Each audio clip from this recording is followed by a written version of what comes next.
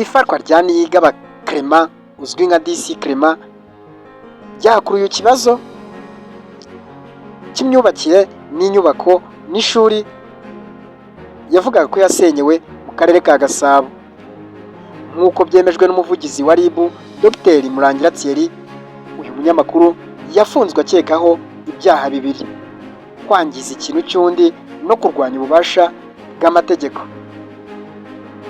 Ku ruhande rwa DC Clement yavuze ko yahawe uruhushya rwo gukora imirimo ku nyubako ishaje ndetse ko yanahawe uburenganzira bwo kwagura ibikorwa bye by'ishuri ryabo ryari rimaze kuva ku banyeshuri 50 rikagera ku banyeshuri barenga 180. Yavuze ko nyuma akarere ka Gasabo kohereje abantu kumusenyera kandi yarasabye kwisenyera maze bikanga.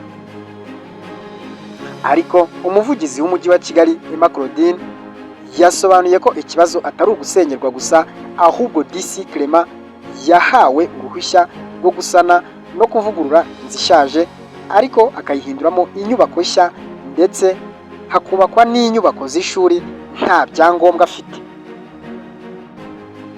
Yanavuze ko kandi hubatswe ari mu gace kagenewe ubuhinzi ku gishushanyo mbonera cy'umujyi wa Kigali, bityo inyubako nk'izo zitari zemewe kuhaba.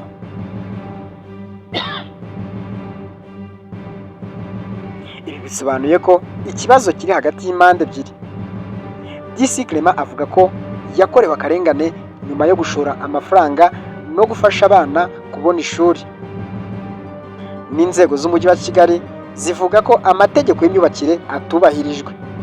Mu Rwanda rero, iyo umuntu ahawe uruhushya rwo gusana inzu ntaba yemerewe guhita yubaka indi nyubako nshya cyangwa ishuri atabiherewe ibyangombwa bishya. Iyo bibaye, ubuyobozi bushobora gutegeka gusenya, gukuraho ibyo bice byubatswe mu buryo bunyuranyije n'amategeko. Kugeza ubu rero DC Clement bivuga ko afungiye kuri sitasiyo ya polisi ya Jabana mu gihe iperereza rigikomeje.